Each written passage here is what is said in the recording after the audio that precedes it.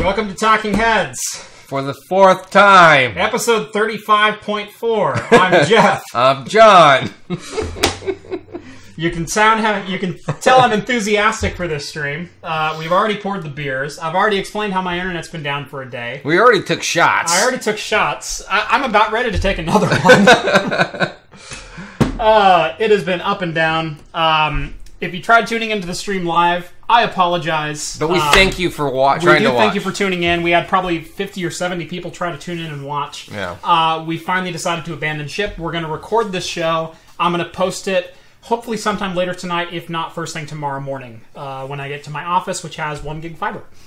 Lucky. So, yeah. We're trying to upgrade to 1 gig fiber at my office. Are you? Yes, please do that. Yes. Yeah. We've got 1 gig down and 1 gig up. Whoa. And it is amazing. Yeah, right now we only have 100 megs, and we don't even get that. So we're constantly calling our provider, being like, "Why are we only getting like 60 or 70?" Mm-hmm. And then for an office of 300 people, I mean, you do a lot more than we do, but 3,500. Yeah, but still, 300 people is still you have that going, and it's like this doesn't work. So you guys are still chatting in chat. Bendy, I know you watch every week. Stream offline again. What a day of news to miss. Exactly, like my one opportunity when no one else is streaming for the week because everyone else is at Computex, and I can go, all right, all the news is mine, and my internet dies.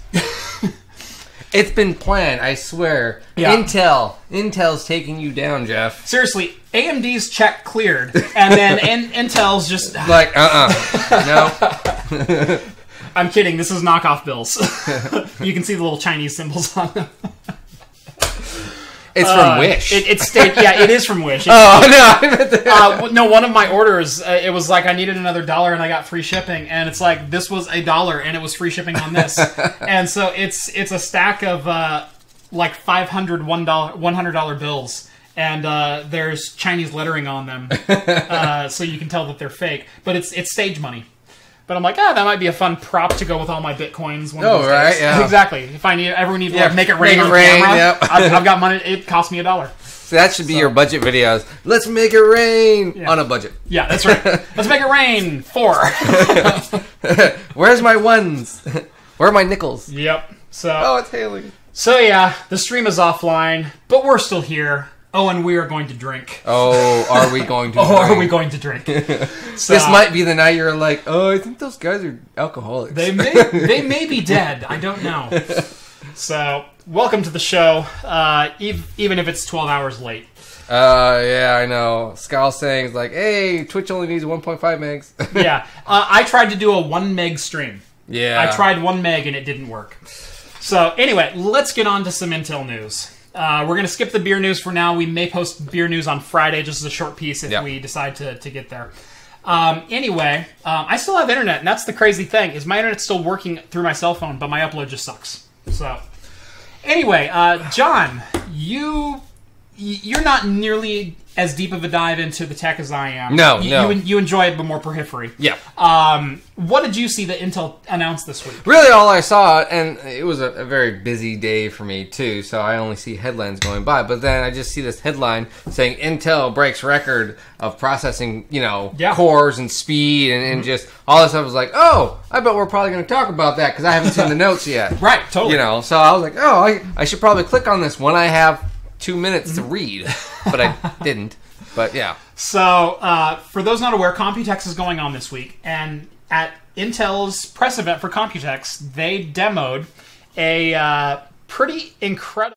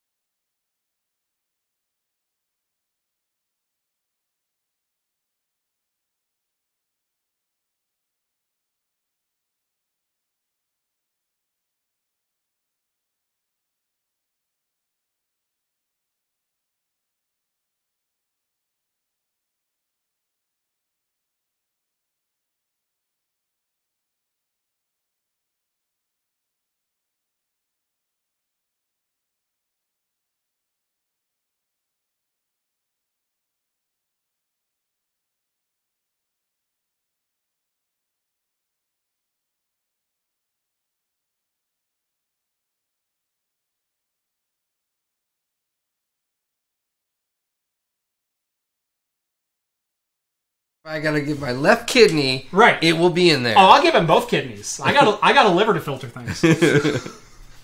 Wait, I need the kidneys. You need the kidneys. I need the kidneys. Especially if it keeps going like this. You're totally gonna need the kidneys. You're totally gonna need the kidneys.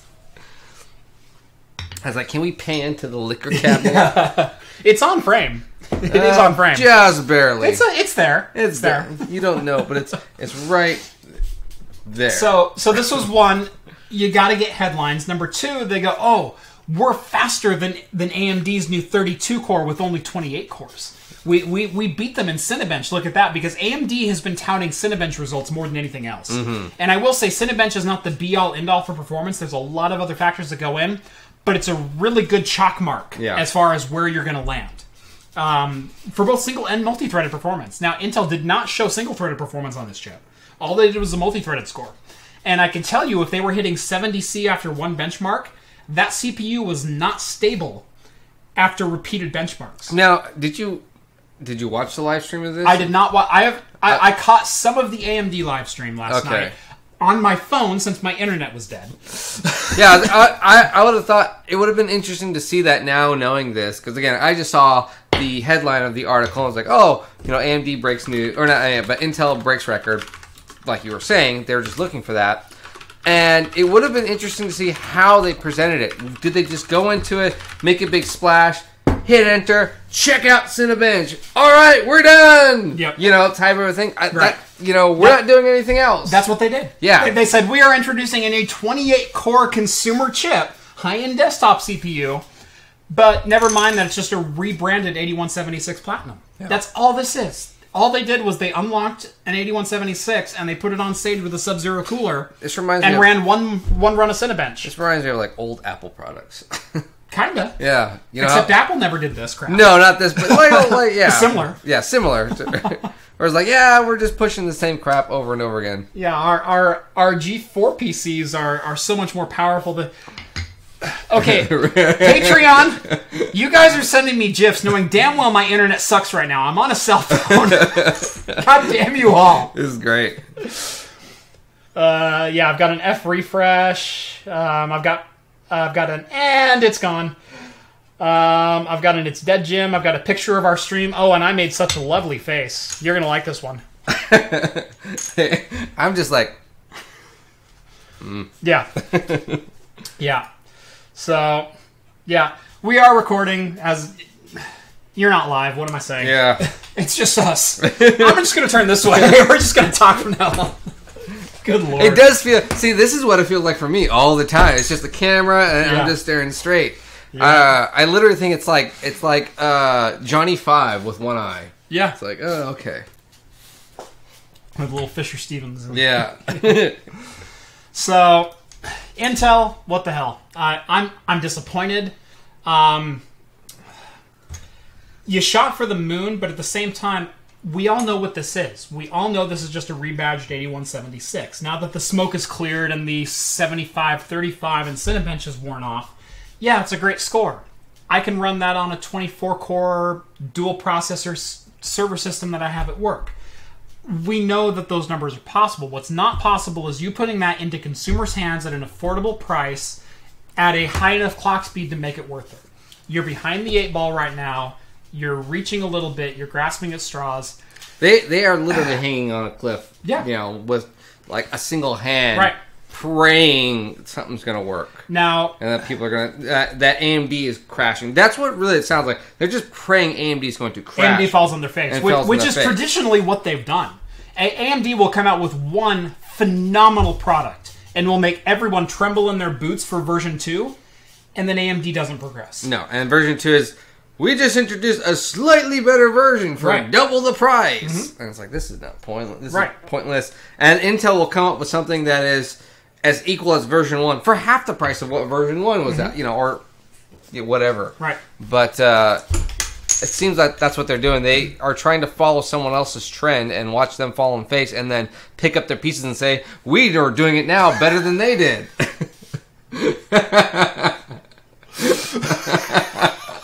All right, that's a great game. That's a yeah. You can't see this, but it's hilarious. If you would like to join Jeff's Patreon, please do this. It's a minimum of $1 a month, and you get to talk to Jeff, myself, and the other guys in Talking Heads, Stephen Rhett, all the time, and all the other people on there. It's a great humorous time. That's a great GIF. I've honestly not seen that I've before. never seen that one. I'm going to go home tonight and probably save that. G-Man, thank you. I needed to laugh tonight. That was a great one. All right, so again, Intel, I'm disappointed, but we've seen this song and dance, but usually it's been from AMD's camp, where AMD will come out with a kick-ass product, and then they'll keep producing the same kick-ass product until it eventually isn't relevant anymore. The roles are reversed. Do you remember me talking a couple of weeks ago, I think it was when you were on the show, that AMD has 7nm samples in their labs today? I don't remember if that was last week or the week before. I don't remember, no. Yeah. AMD has 7nm process. Never mind 10nm, which is what Intel is struggling to produce now. Yeah. Right, but they have 7nm in their labs today with an early 2019 release. Yes, I remember reading that. Okay. Yes. So that was AMD's news from the from the conference.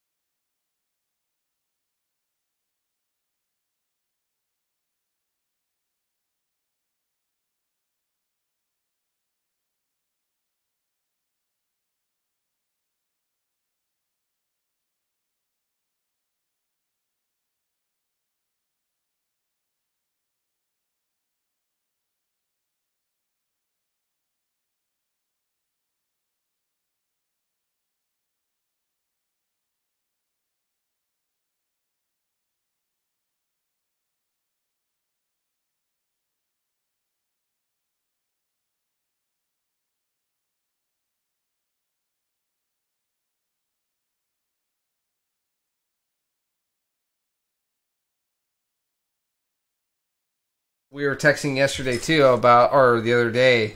She wants an all-in-one because she moved a desk in her room, and we were saying let's build a micro ITX. Do not buy an all-in-one system today unless it's an iMac, and if you buy an iMac, still shame on you, but at least it's a decent one. And so I told her, I was like, look, don't fall in love with these just for the look of them, right? Because she just likes the fact that the monitor is either gray or white or silver or something like that. It's like, oh, I like that. I can buy you any monitor you want. And so, and then the ones she's looking at are, you know, 1200, 1300, and she keeps going up and up, and they keep going up and up and up. And I told her, it's like, no, we have all the parts to build this micro ITX.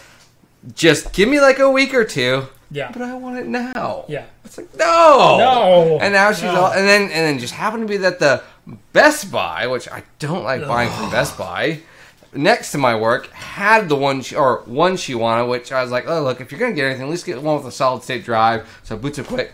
And she's like, oh, it has a solid state drive. I look into it. 128? No. It was a 16 gig optical backup. And 16 gig Optane. Yeah, Optane, sorry. Optane. I'm really surprised that Optane hit retail, quite honestly. And so, but they were saying, oh yeah, it comes with the solid state drive. Right. No, it really No. Yeah, I mean, yes, but no. I just got a 1 terabyte NVMe drive for $200 for my workstation behind me. 1 terabyte. 1 terabyte. Solid state. Yeah.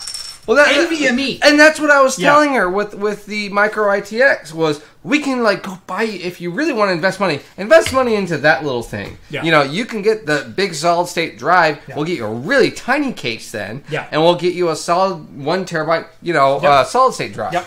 I recommended to John either the Skull Canyon Nook or the new Hades Canyon with the Vega discrete graphics in it, which are amazing computers. You can mount them on the back of a monitor, and they're $8.99. Yeah, I'd rather do that, and she doesn't want. It's annoying. Sorry. Yeah, I had to put a rant on. I did a rant on. It's not. She doesn't watch the show. It's okay. She does when it's live. That's okay. Well, this is a safe place today. Yeah, this is a safe place. Yeah, you say that. She's already texting me. Yeah. Yeah. Just tell her we're gonna be late. Yeah. Amelia, I apologize from the bottom of my heart. I'm as upset as Wave as you are at John right now. Wave Broadband, my internet service provider, everyone. Anyway, moving right along. So, yeah, AMD has working 7 nanometer.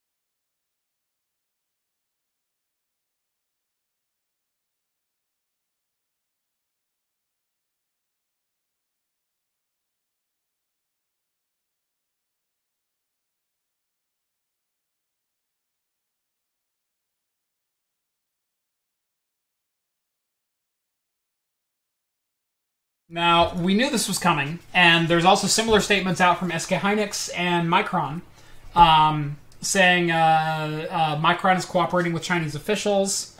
Micron confirms that China's State Administration for Market Regulation authorities visited Micron's China sales office on May 31st seeking certain information, end quote. So what this means is get ready for your $7 checks, because they're coming if you bought RAM in the last 6, maybe 2 years. Yeah, I think it was 2016 on. Like April 2016 through whatever. What can $6 get me on Wish? I wonder if it can get me more RAM. I got a cool new t-shirt. Ooh. I'm thinking about you. It's over there, though, but I don't want to put my ass Oh, on that one? No. Yeah, no. Yep. Ah. You'll see it. You'll see it when John and I take an upcoming trip. Ooh. How's that? Which we got to talk about that later. Yep. We need like room and board and all the other stuff. Oh yeah, well, everything's on me. We'll just sleep in the car. Convertible. We can take my SUV. Oh, the Z car might be fun though. That would be fun. That's right. Oh, yeah, but what is it? It's a 4-hour drive. It's surprisingly comfortable. Okay. Surprisingly comfortable. I've been I was just in the other one, and so I was like, no, the MR2 not comfortable. Yeah. The Z car, really, really plush. Super, really soft suspension as far as like the ride goes. It's a nice, quiet ride. Even with the tops down, it's nice and pleasant. Okay. Yeah, we'll take the Z car. Yeah, you're gonna have a fun time this summer, I bet, though. Yeah. Oh yeah.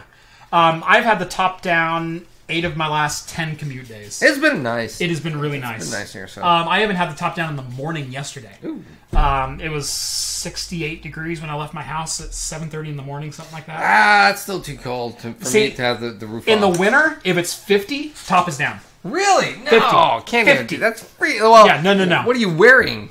T-shirt.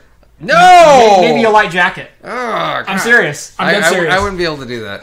So I'll catch everyone up. I'm also a gearhead. I love cars. I don't necessarily work on them a lot, but I love cars. I bought a 2003 Toyota MR2 back in November. And convertible, fun car. It was a little fun car. Drove on rails. Yeah. It was amazing in the corners. The transmission started having issues. I put a little bit of money into it, got it running and driving, but it was the 6-speed SMT. It didn't run that well, and so I traded it in. And I traded it in for a 2004 Nissan 350Z Roadster. Yeah. Like the second he bought it, he like texted me, check out what I just bought. That's right. You know what separates me from the rest of the YouTubers who have made it? They all drive Z cars. Except Jay just bought a ZL1. Oh. So. Screwed them. Yeah. So my next buy has to be a Camaro ZL1. It's written. Sorry. No, sorry, honey. I gotta spend $80,000. It's gotta happen. I need to get that other 500,000 subscribers. That's right. I'm gonna need to do it. That's right. I've been driving the Roadster to and from work. It's amazing to drive. I finally got my 6-speed back. Manual. The other one had an SMT. Yeah, it's a 6-speed manual. Heaviest clutch I have ever used in my life. Really? Really heavy clutch. I would have imagined it would be pretty light. So I also drive loose. a 2013 Nissan Frontier, and I bought it in. It's the Pro 4X, but it's the 6-speed variant because I wanted a 6-speed in that. About 2 years ago? About 2 years ago, yeah. And I got back in that truck after not driving it for 2 weeks, and my foot immediately went all the way down to the floor. And I went, did I pop the hydraulic line? There's no pressure on my clutch. What the hell is wrong? I just got done with transmission issues. I can't deal with this now. And I'm like, oh no, it works. Okay. But seriously, my first 2 seconds in the car was...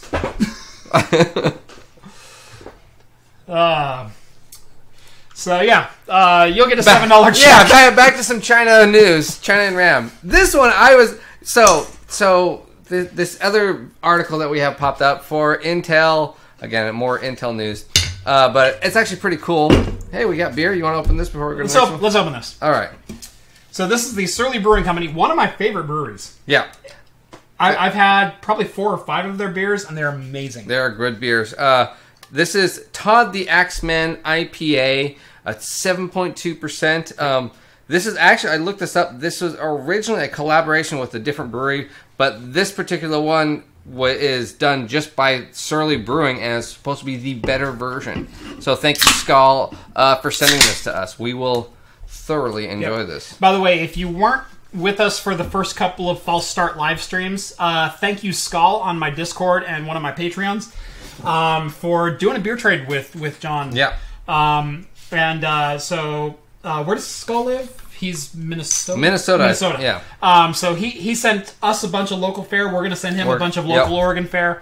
And it should be it should be great. Yeah. And then if you ever want to send us some stuff, either message Jeff or myself privately on YouTube or whatever. We'll YouTube or Twitter. If you want to get a hold of me, at Craft Computing on Twitter. Just send me a DM if you want to do a beer trade, or if you want my address, send me something. I will be getting either a P.O. box or a virtual mailbox very soon. Yeah. So either one. And that'll be a public, just posted on my YouTube channel. So, if you ever want to do any kind of trade, beer trade, or talk tech, or do some tech trade, or anything like that, any one of those will be great. I may be selling a used Ryzen 1900X very soon. Ooh, I have those. I don't know if you want to give them away or if you want what you want to do. Remember, I have those keys for you. Boom. That's a great pour. That's a good pour too. Yeah, but I have some keys to give away. Some keyboards. No, it wasn't a keyboard. It was keys. So replacement keys. Oh, that's right. Key sets. Key sets. So it's a 104 replacement key set. I'm sorry. Sorry, we're watching. You really need to join my Discord. Yeah. So the channel went down, and so I posted on the Discord, "Hey everybody, gift war, let's go! It's still live for us." And we have just been cracking. I just now saw what that was. Steve, I think you may win. No, I don't know. I still like that other one. See, no, I've done the Zoidberg ones before. It's the Zoidberg hybrid that got me. No, I like the cat one. The cat one was good. I'm going to take the Zoidberg Jasmine hybrid. I go with the cat. I still like. No, Zoidberg tickles me in a. Zoidberg tickles me in a special place. Zoidberg's awesome. Hooray! Hooray! Oh. Whoop, whoop, whoop, whoop, whoop. All right. Should we get to more Intel news? Yeah. But anyways, there might be a bit of a giveaway here of 104 key replacement set. It's retro keys, so look out for that. If Jeff wants to do the typewriter style, right? Yeah, the typewriter style. So if you want to do that, you're welcome to do that. So yeah. But yeah, Intel's doing this really cool promotional thing for a 8th gen Intel Core i7 limited edition processor. You don't have one, do you? I do not. Well, I have the 8700K. Yeah, I was going to say, like, it looked very familiar. But the one thing I was actually... I really want one of these, though.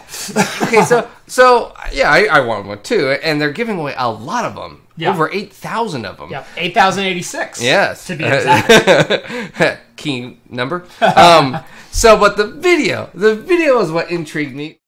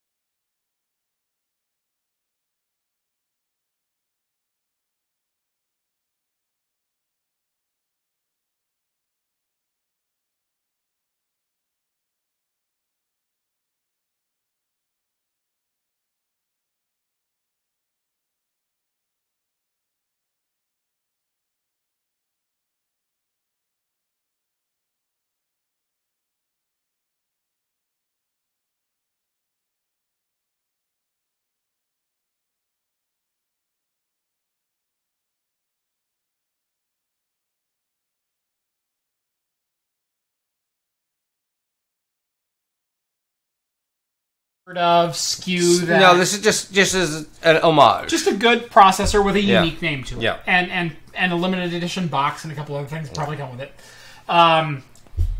But Der Bauer, who's a world-renowned overclocker, actually got one of these at the show, delidded it, liquid metaled it, put it back together, and LN2 cooled it, and I think he got a 7.2 gigahertz overclock on it, which is not as high as he got on his 8700K. Really? Yeah, his 8700K got 7.45, I believe. And he got a 7.28 on this one. But still. So, again, these are not as good as even the high-band 8700Ks. Yeah. So, to me, this is just branding. This is a collector's edition. This is Intel trying to steal a little bit of a spotlight. Yeah. Sorry, it's more gifts. Don't let the tips touch. If you do it more than 3 times, you're playing with All right, so this may be the worst Talking Heads episode in a while. Or the best. I haven't decided yet. Or the best. But this is the best Patreon Talking Heads chat room so far. Ever. Yeah. Ever. Yeah, it's good. Yeah, you guys are missing out totally. Yeah. Join my Patreon. Only $1 a month gets you into the Discord. I think I have 33 patrons right now. I remember when it was just me, Steve, and like 2 other guys. Roman numeral guy. Yeah. I think he was number 1, wasn't it? Roman was number 1. He was my very first patron. Yeah. So like some 18-year-old kid. Yeah. He's a senior in high school. Yeah. Who's following a beer and tech channel. All right, whatever. Thanks, Roman. Yeah. I don't know your name, but I call you Roman. Because it's way easier than whatever the hell your name is on Discord. I think Skaal was like number 10, or he was in the low, like under 20. Skaal, Reverend, and a couple others. Yeah, they're very low numbers. Yeah, very low numbers. That and Joe. Joe's been on mine. Joe's been on since like the first episode with Rhett, or second episode. As soon as you had Patreon, and then Rhett was on the next episode, you're like, oh, Joe's next thing. Joe's finally in. Yeah. So. This was cool. I like this too. Yep. So I never noticed the ring on her hand. Look at that rock compared to... Well, she's the CEO of AMD. I know, but I was like, look at the size of the rock compared to the processor, too. That's a huge rock. Yeah. That's a huge processor. It's an even bigger rock. Yeah. Yeah. Well done. Well done, Lisa.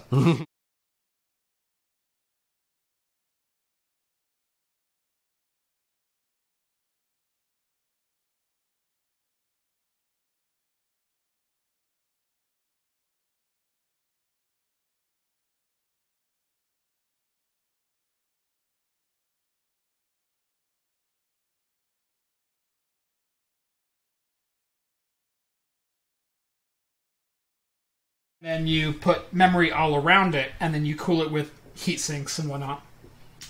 All your memory is on that processor. Is on that processor right there. And 7 nanometer. Apparently, it's a 40% die shrink from current process. Yeah, is what they got on this, which is why they were able to go from 16 to 32 gigs of HBM2 memory on it. So, AMD, if all this shakes out and I can actually finally buy a Vega GPU, yeah, I'm excited. I'm really excited for what the future holds for AMD. Yeah, no, especially this yesterday and today actually really had me shifting toward like, I'm going to start seriously looking at AMD as like every day, like, oh, I mean, it used to be Intel, unless it was the Ryzen. Right. You know, but then I was like, okay, I'm going to always lean toward Intel. I wouldn't bet within the next year or two. I'm going to start leaning. And here's the thing about the EPYC CPUs. Yeah. The 32 core last year and the 64 core coming out sometime Q3 this year. Yeah. AMD has been known to put out okay products for data center, enterprise, server, etc. And they put out one good product and then they kind of fall into obscurity. Or they put out the one good product and then they re-release it with like a minor spec bump, but it's really not the next gen that everyone's hoping for and needs in the data center. For data center performance and performance per watt is everything. Yeah. And Intel's been dominating this for a long time. Last year, when AMD introduced EPYC, everyone in the data center went, okay, I'll buy one, and I'll see if it sucks. And if it doesn't suck, show me what you got with version 2. Yeah. And so that's how the enterprise market works, where they'll go, okay, we're on a 3-year replacement cycle for every single piece of hardware within our rack. I'll buy a couple to play around with. And if they're good, I'll fill my next rack with them next year when you have a second version of it. Yeah. So what AMD did with EPYC and even got a foothold into the data centers, which has been Intel dominated for a decade, if not more. With Intel kind of floundering for performance per watt, I mean, their 28-core 5 gigahertz, that's a Xeon chip that's been rebranded, but it took 1,200 watts to do that. The EPYC 32-core chips, those don't take 1,200 watts. They... A lot less. A lot less. Less, and you're getting equal or good enough performance good enough, and probably better performance per dollar than Intel's delivering today. And that's the thing. Usually, Intel right now, they're like, it's just a brand right now you're buying. You're just buying the brand name, and I have an Intel. Now, yeah, your best bet is, usually most people are just, Intel, it's performance. I'm always going to get it. Where AMD, like you're saying, it's the reputation. They're trying to rebuild their reputation. Well, it's being rebuilt, and it's being a great reputation that they're rebuilding, and it is like kicking the crap out of Intel. Now, AMD is still losing in a couple key points, but as they improve their fab process, and especially as they get down to 7 nanometer at the desktop level, their IPC, their individual per clock performance, is going to improve. And it's going to improve, and in fact, the 2700X is nipping at the heels of the 8700K on a per core basis. What's the price, too? Less than... It's competitive with the 8700K. I think it's 330 versus 345 or something. Okay, yeah. So, but it's 8-core versus 6-core. The 8700K is a 6-core. 2700X is an 8-core. Ooh. And individual per core performance is there. Really? So yeah, they're not far. Over at Modern Zinc, one of the writers over there did a comparison benchmark between the 2700X and the 8700K. He was seeing less than 6% performance difference. That's not, and you're overclocking and doing all these. That was stock. Really? Yeah, that was nothing special. That was nothing special. That was out of the box. Plug it in. Less than 6% performance difference between the two per core. You know how the everyday consumer probably wouldn't even be able to tell. Even even then, even when you overclocked both, and in games when you got into games, you're starting to see other limitations of hardware. Whether it's memory performance, whether it's hard drive read speed, whether it's graphical performance. And it's your other products. It's your other products that are bringing you down. Yeah. In the top end games, we were seeing about a 5 FPS difference between the two. That was it. That's nothing. And you get 2 more cores. Yeah. So, yeah, AMD, keep on going. Yes, if you keep going this way, I'm going toward you for a while. Well, you've been due for an upgrade for a while. I have been due for an upgrade. Well, I haven't been... Mr. Ivy Bridge. Yeah, shut up. Don't tell anyone this. No one's watching right now. No one's watching right now, yeah. Remember, this is a safe place, Joe.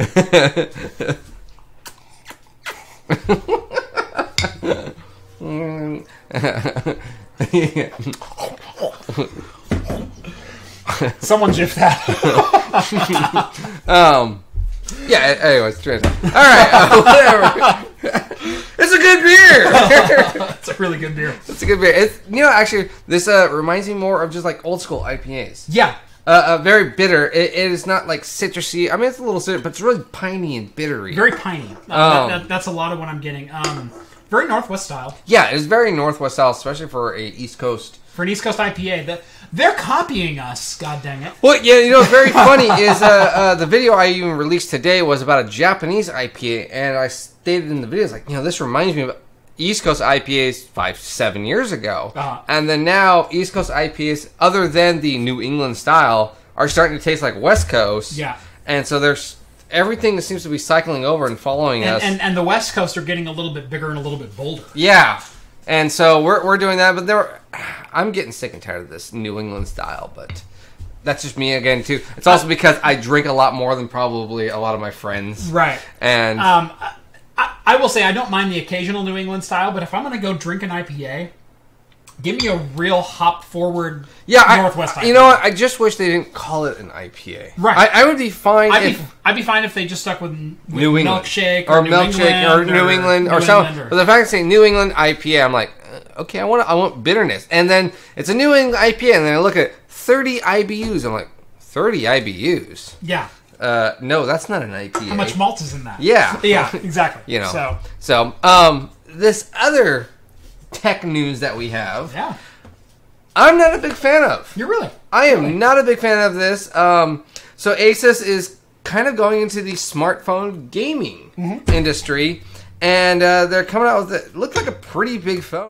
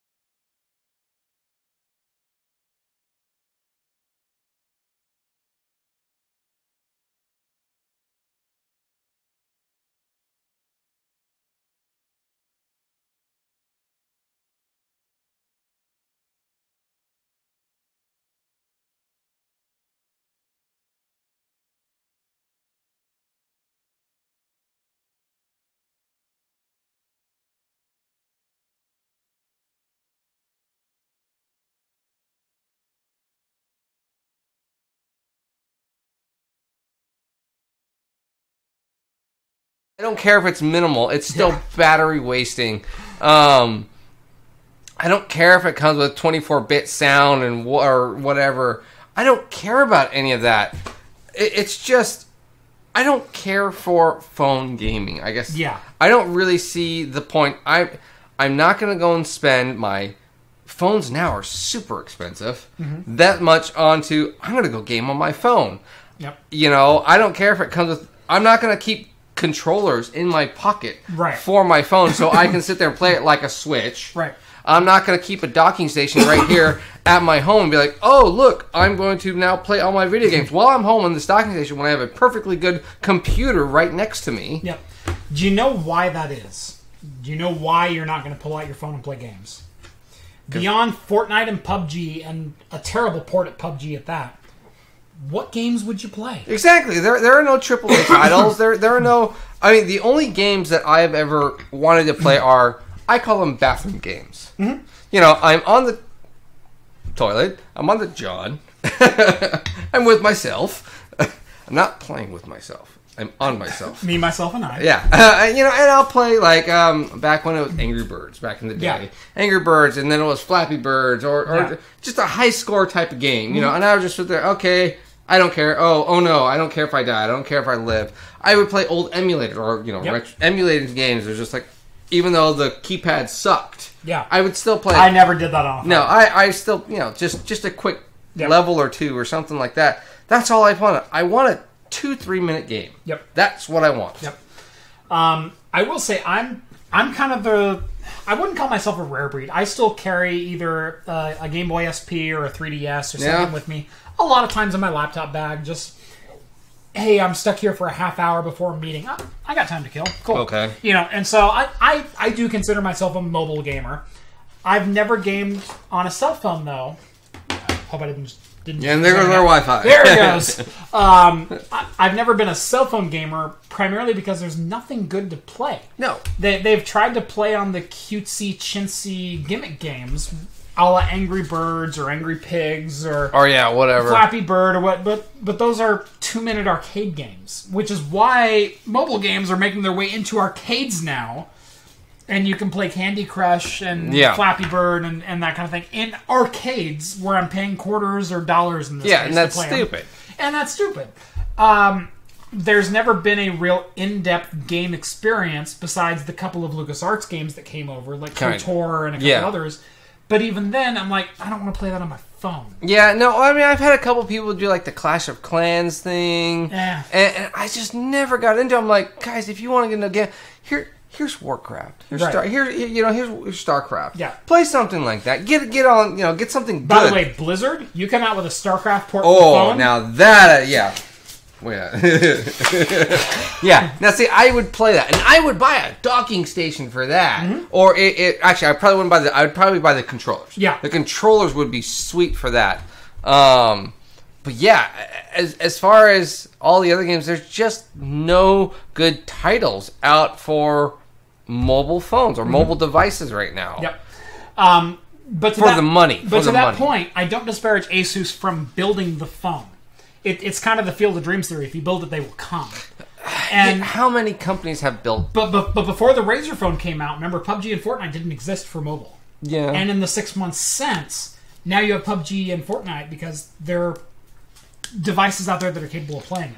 Yeah. Now I know like didn't Steam come out with a phone or something like that? Steam didn't come out with a phone. They did release an app. They released an where you app. can play Steam Link, but that doesn't require anything. Then I'm thinking of something else, but or Alienware or something. But they came out with a phone or a mobile gaming platform. Oh, you're thinking the Sony Xperia. Yeah, and it was the just PlayStation phone. Yeah, and it was like, this is crap. I wanted one of those. No, I really did.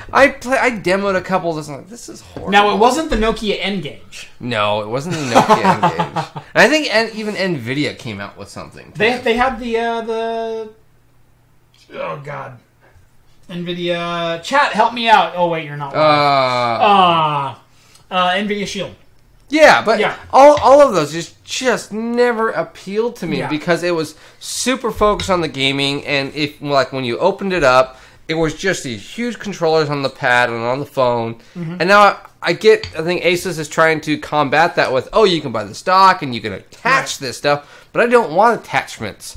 I don't know. I'm still not sold. I'm probably going to have to go like third generation. Second generation, I might think about it. Mm-hmm. And then I'd be like third generation going in. Now, again, this is just like Switch. And it's like, okay, it's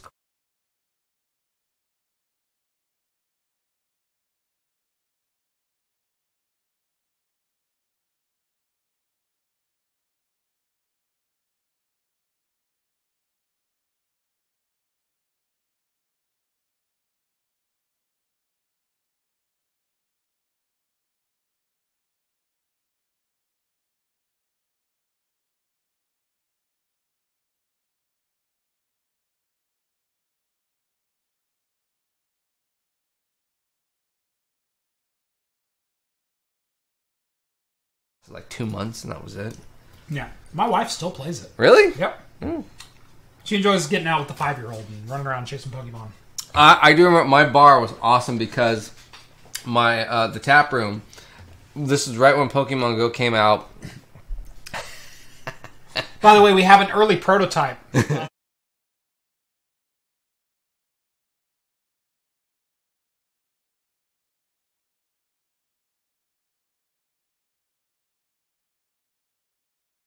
Like 5 gyms right next to me, and then because of that, there was a bunch of rare Pokemon that would pop up. So I even posted like, "Hey, come in and Pokemon Go, rare things." And then I'd slightly put like promotion, "Hey, Pikachu's here for the next 2 hours. Come on in, have a beer." Nice.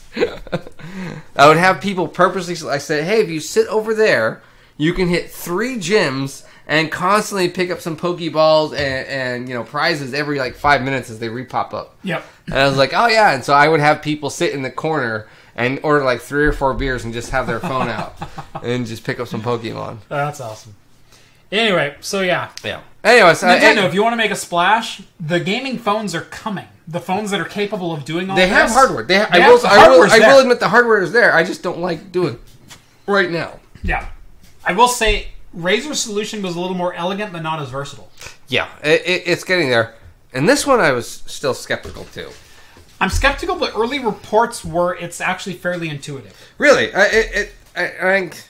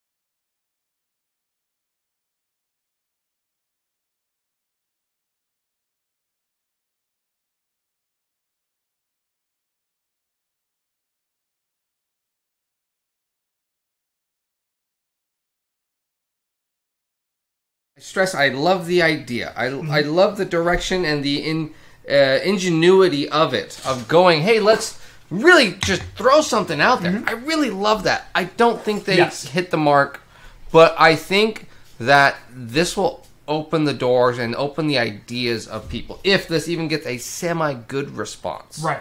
Which I really hope it does, because I actually like that.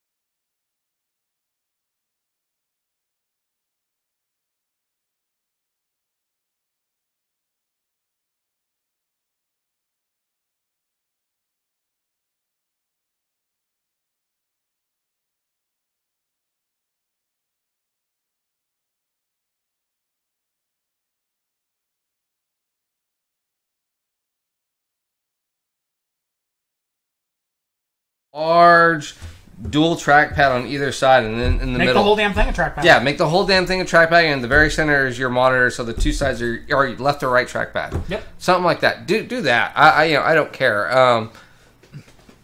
Love the idea. Don't think it's going to be. Don't like the execution. Yeah, don't like the execution. Right. I will say the early reports that I heard was the mouse itself is fantastic. That's good.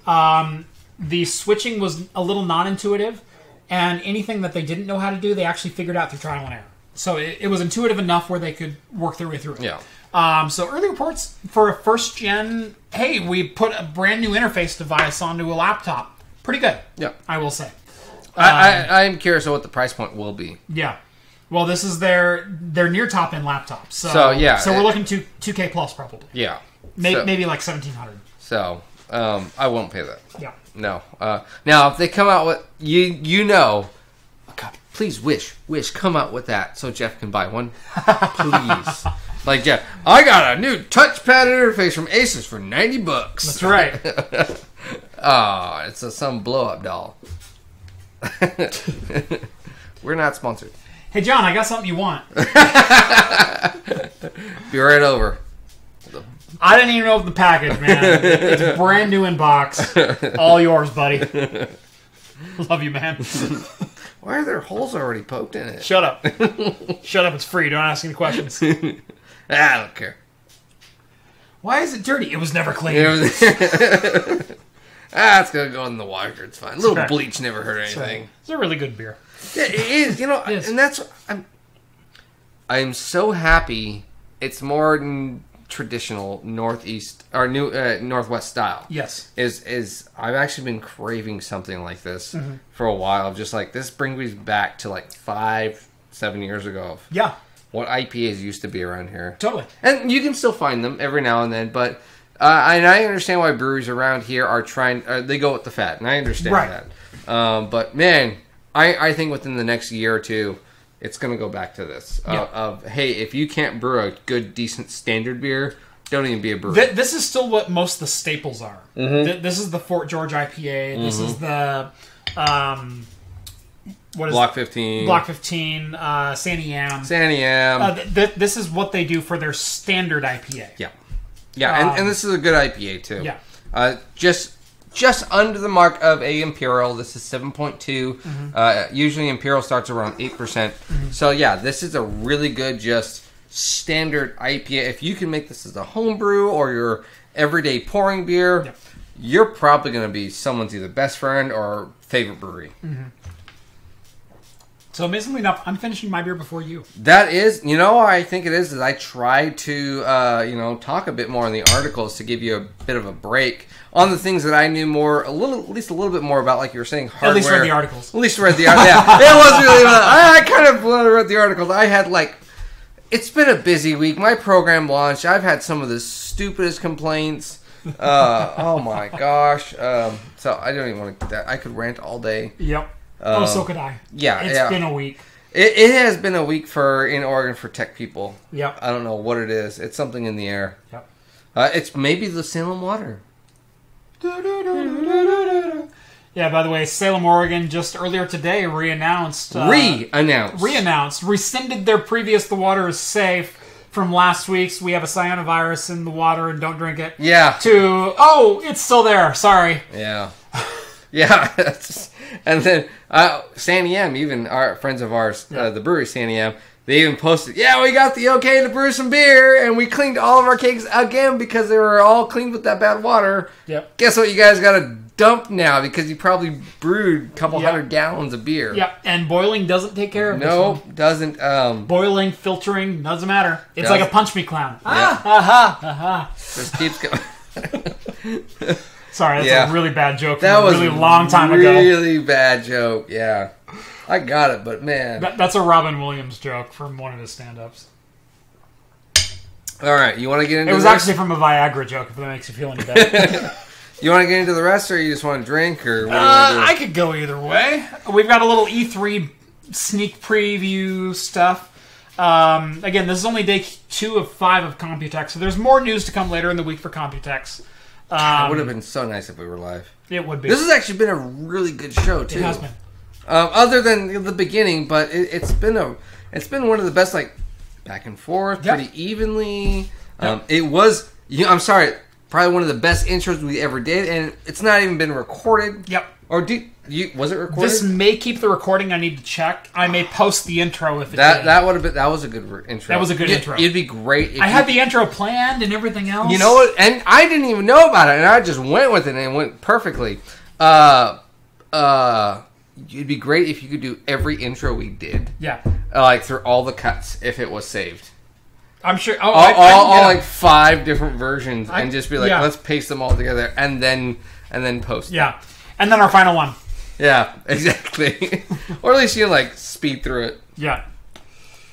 Oh, yeah. If I can, I'm sure there's something recoverable from our false start streams that I'll be able to post. So I might post that at the very end of this video or whatever, some bloopers or something. That'd be fun. That would be fun. Yep. And then they land on a freeze frame. Can we do like a freeze jump?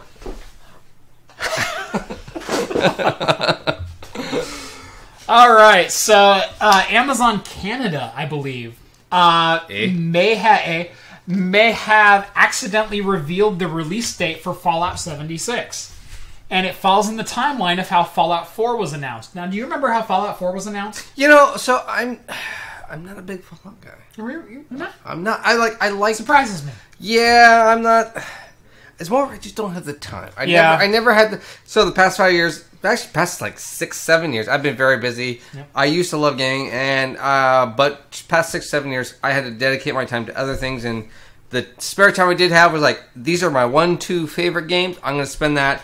The Fallouts, I would get them or go to my brother's house. I'd play for like 2 hours. Like, this is super fun. I'm going to love playing it. Yep. And never did. Yep. But I hear they're fantastic. And you just, there we go, fantastic. I thought you closed it, but I did close it. But I do know they're fun. I love the content.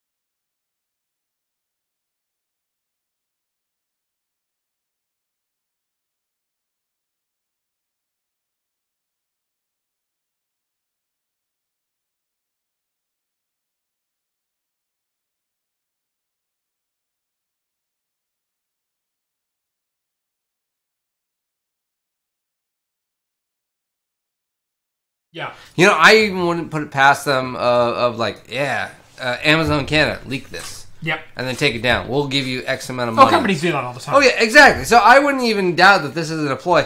I bet they have...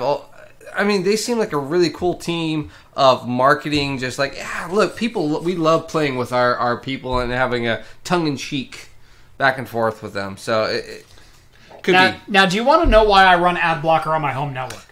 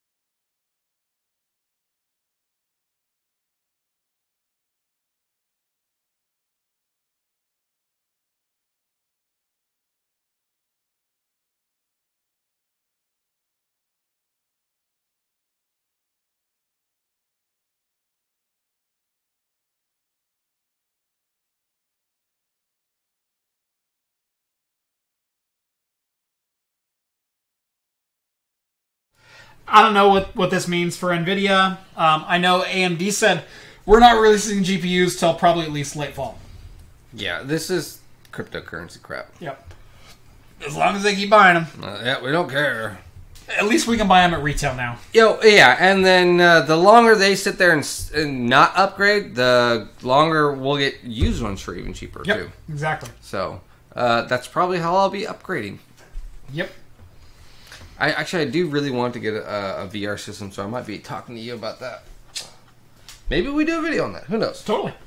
Maybe we do a video of how drunk can we get and buy a cheap VR station.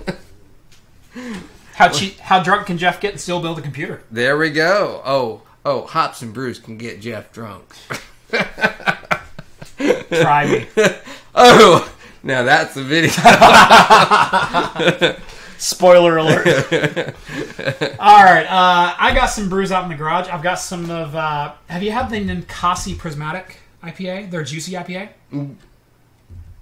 Possibly. I've got that out in the garage. What? You know what? Whatever. I'm in the mood for anything. Whether I've had it before or not, I don't care. I don't think I have any dark beers. Most of my beers, honestly, on hand are more IPAs. I even thought about I wanted to bring that hot whiskey with me. Ooh. It's only a 12 ounce though. No, don't break out that 12 ounce. Yeah. It's one bottle of 12 ounce, and I want to bring it special. Yeah. Do it special. I've got a couple pint bottles. I've got a... Something generic would be. Something generic? Something generic. I got generic. Just something. I think I got Hop Valley. Perfect. Something to drink, something to entertain the folks, or whet our palates as we talk a lot. And I will be chit-chatting with the people. I'm going to go ahead and take over. Hey guys, welcome to Hops and Brews. Today we're going to be drinking...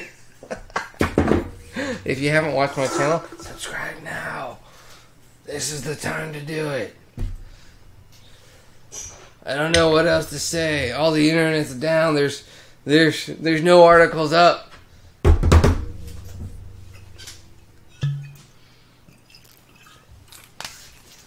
What are you doing? Nothing. I'm doing nothing, Jeff. I'm doing nothing. Don't worry about it. You don't need to leak. So I brought you choices. Ooh, I like choices. So I've got the Hop Valley. Ooh. And I've wanted to try this. Have you? I Good. Because I have not tried this one I either. haven't tried it either. So this is the 10-barrel Goggle Tan. This is an India Red Ale. Yes. This sounded good to me. So there was an article I was going to post for the beer news. You want a glass? No. I mean, unless you want to, but I don't need to. We're men. We're men. Yeah, that's good. So Idaho just had hosted the Northwest American Beer Awards, and there was a article of from Idaho. God, we are nailing the pours tonight. Right? Look at that. These are beautiful looking pours. That's amazing. It's almost like we've done this a lot, like 32 times. Yeah, 35. 35. 0.4. Something like 16 for you. 35.4. Yeah. Can I make a confession about our numbers? We're one off. Are we? From what episode? Oh, how many? What? This is episode 34, not 35. But I've been on the wrong number for so long. It was a while. I do remember Jeff a while ago. Like he would forget the number. Do you know episode 25? That was episode 24. I don't even, I would know what number every episode is. No, episode 25, and we went, I've been on for half a year now, yay! That was episode 24. Oh, was that in Christmas? No, that was after Christmas. That was sometime around March, maybe? Was that with Rhett? No, that was with you. Episode 25 was with you. Episode 25 should have been with either Rhett or Steve. Do you know why? Because Rhett was episode 1. Yeah. So Rhett is every 4, and he's episodes 1, 5, 9, 13, etc. All of a sudden, Rhett started getting onto even numbers. So Rhett's been on like episode 24 and 28 and 32 and 30. Yeah. So somewhere along the way, I think it was between episode 24 and 25, I screwed up the number. It's the lost episode. That's right. There's a lost episode somewhere. We'll release it one day. That's right. But no, I'm one number off on our episodes, and I don't care anymore. So this is episode 35, damn it. Damn it.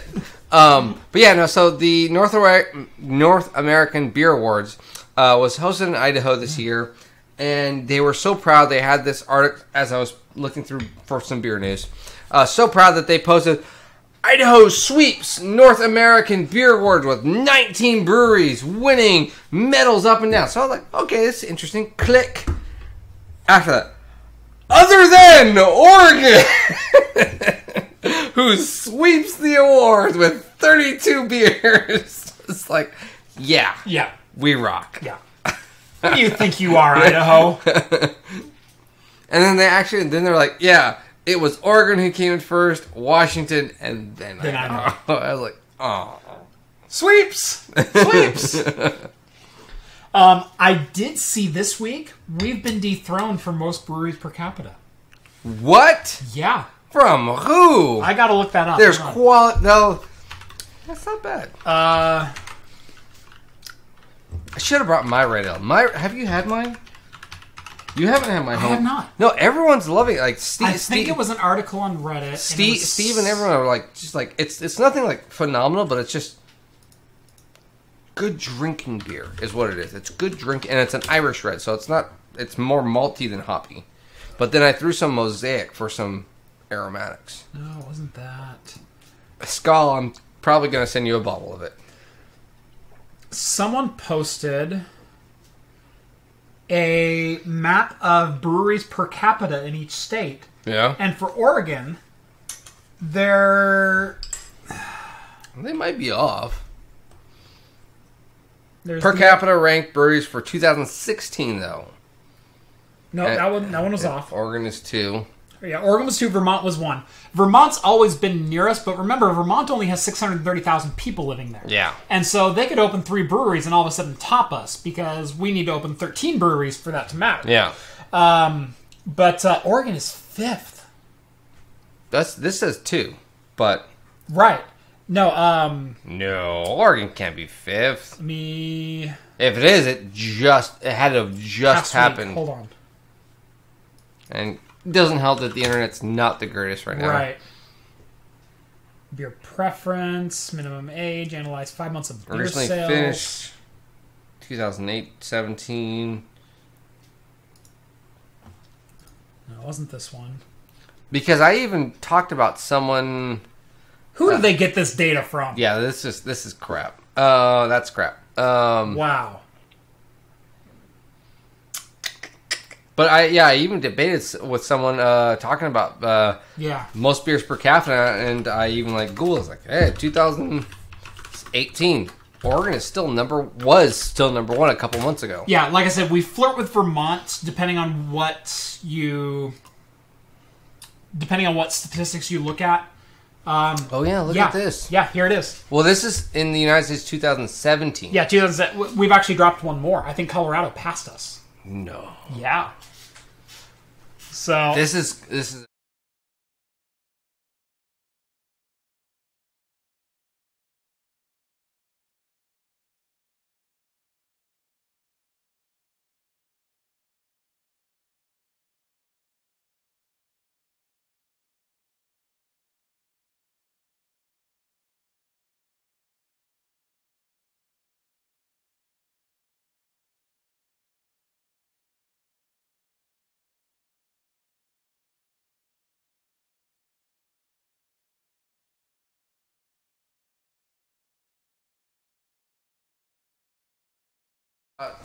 Or anything.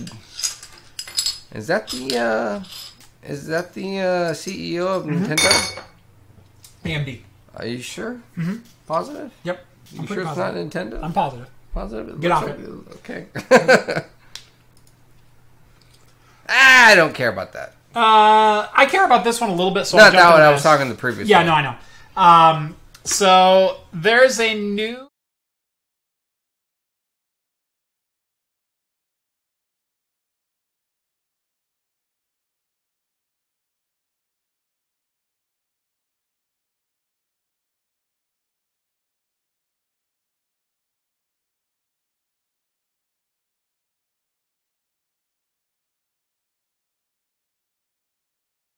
Yeah.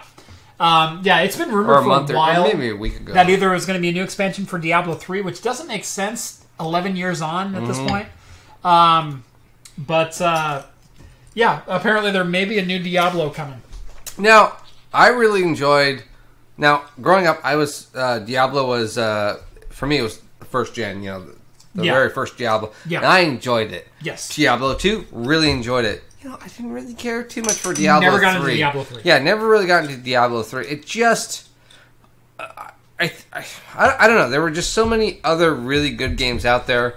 And it felt like an attempt to jump into a World of Warcraft style gameplay. Exactly. And it didn't get that, but it also didn't capture the regular Diablo. Yeah, exactly. And old Diablo was really just beyond its time. Yeah. What was it? Late 90s, early 2000s? Mid-90s is when the first one came out. Diablo 2 was like 2001. Yeah, and Diablo 2, it was like Diablo 2 and Warcraft. Correct us in chat if I'm wrong. Zoidberg. But yeah, That's my home. That's where I live. Hooray! Hooray! It was Diablo and Warcraft. Yeah. Were like the two I just played constantly. And the demon girls in Diablo, oh my god. Yeah. Maybe a certain Blue Lobster knows when Diablo 2 came out. Where are the boxes? But yeah, and then Diablo 2 is like, download. Let's see the graphics increase from 16-bit to 32-bit. Yeah. But yeah, no, I love Diablo, the spells and the axes and the blood, and that was cool. Just the demonic part. It was just different from the standard games that came out. Other than the Windows XP snowboarder game, which I loved all the time, where the Yeti constantly ate you. Oh, that was Windows 3. Was that Windows 3? Yeah, that was part of the Microsoft Game Pack. Oh, yes, that was a great game. Yeah, that was Ski Free. Yes, that's what it was called. Snowboard, Ski Free. I could never get past the Yeti.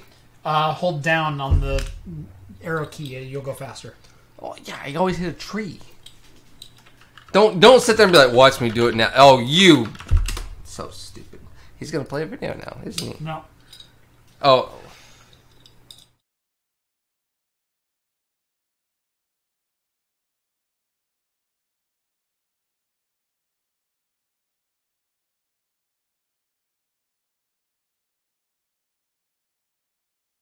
Whatever. Oh, love it. I didn't cheat at the game. I was going... As always, there's a relevant XKCD for everything. John's going to go home and rethink his life. Oh, I'm like, screw this. I'm going to beat this game tonight. That's right. High score. You can actually play Ski Free online now. You can also download it. Now, if that was a mobile app, there we go. Ski Free with like... Right? Like motion control and everything, like tilting. Yeah. And GPS. Now, that's a bastard. I'd totally be on it. Yeah. I would totally play that. That would be fun. Yeah. Oh, God. How often would that be? Hell, you know what I would play on the phone? The pinball. The space pinball. I would play that, because I used to play that all the time. Is there a good mobile pinball game? I have never actually looked. But I would play the space pinball just for I would totally play pinball on my phone. You know, I could. It's the right aspect ratio, right? And you just hit some nice button, and you know, it'd be nice if you can shake, right? And do like tilt your machine, tilt the machine, yeah, type of a thing. That. You know what else? Labyrinth. Ooh. The marble. Oh yeah, that would be kind of fun. I've seen stuff like that. Yeah, I'm sure that one's out. But pinball. I could. You know, it'd be. I'm not aware of a good pinball game. No, but... message me in the comments. Do you know of a good pinball game for mobile? Yeah, that would be kind of fun. Like the FX pinball games for PC? Yeah. Seriously. That's just a good time waster game. Those are the type of games I like for mobile. Where you can play for 5 minutes and then put it away. Exactly. And then, I hit a high score. And I'm going to try to beat it the next time whenever. Those are the type of games I love. I still have Tetris for Game Boy, the original Tetris cartridge for Game Boy, because I'll sit down and I'll play Tetris for 10 minutes at a time. Yeah. And I'll go, how many lines can I get through today? Oh, really? Yeah, I'm always like, I got to... I've never beat level 10, actually. I've only gotten to level 9 now that I think about it. Loser. I don't care. The Russians invented it. I'm Russian. It counts. I win. Shut up, Jeff. Actually, have you ever... There's a small documentary... of how they, like, the guy from America talked to the guy from Russia. That's a great documentary. That's a great documentary. I've seen that one. Yeah. Actually, today, one of the E3 leaks was Tetris... VR? Tetris Effect is coming to PlayStation VR. And the... it's coming down on you! Ah! No, the video that they made is fantastic for it. Really? It's really psychedelic. And you could picture this in VR. Like, you could picture this. Like, picture yourself on an acid trip in VR. That's not hard. It's a psychedelic trip. But the narrator comes on and he goes, the phenomenon was first discovered by Harvard Medicine back in 1989 or something like that. And he goes on like this long thing of the actual study of the Tetris effect, which is people seeing Tetris, like hallucinating Tetris. In their vision. Shapes and... Seeing blocked shapes come down and form into neat patterns and then disappear and seeing the game in their subconscious. Weird. It's an actual medical diagnosis or medical phenomenon. Weird. And in fact, some patients who had suffered long and short-term memory loss when they were subjected to playing Tetris for 7 hours over 3 days, It started coming back? They started seeing Tetris shapes. Even though they had no recollection of playing the game, they were subject to the Tetris effect of seeing the shapes in their vision. Wow. Yeah. That's kind of interesting. So like I said, the trailer for the game is amazing. Huh. I'm going to probably go check this out tomorrow. Yeah, so Tetris effect coming to PlayStation VR, which I really hope it comes to PC VR, because I'm not going to go out and buy PlayStation VR just to play Tetris. We'll get it from our mutual friend that we know from Australia. That's right. All right. What else we got? This one was kind of funny. Okay, this is all you. I didn't get to this one. Okay, so this is cell phone news. So Lenovo, for about 2 weeks now, has been teasing a phone that was all screen. That was nothing but screen. So I'm going to show this to John. Here's the rendering that they teased. Okay. Here's the screen. Here's the announced product. Wait. Look up here. Yeah, I see the earpiece and the camera. Do you see the notch? And the notch is a lot larger. The rendering didn't have a notch. Okay, where are you looking at? I'm looking at the very top. Okay. Right. Oh, yeah. I see what you're saying. Yep. So everyone knows the notch from the iPhone. You know, the Samsung notch guy. Okay. So LG's been, or Lenovo, excuse me. Not LG. No. LG, I take it back. You're a fine company, I'm sure. Lenovo has been teasing the Z5 phone for at least a couple of weeks with renderings of an all-screen phone. See, I like that, but I don't like that. Yeah. So I'm going to first bring up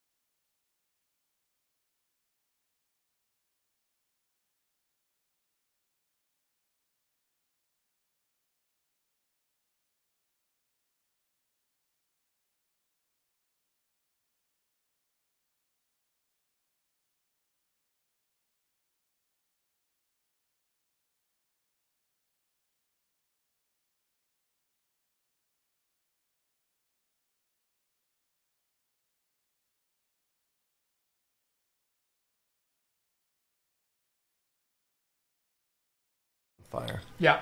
I will say one problem with owning two different Nissans is now my key fobs are exactly the same. Oh, and my keys are exactly the same. Oh, hey, dude, don't even complain to me. That's right. I have 3 Volvos.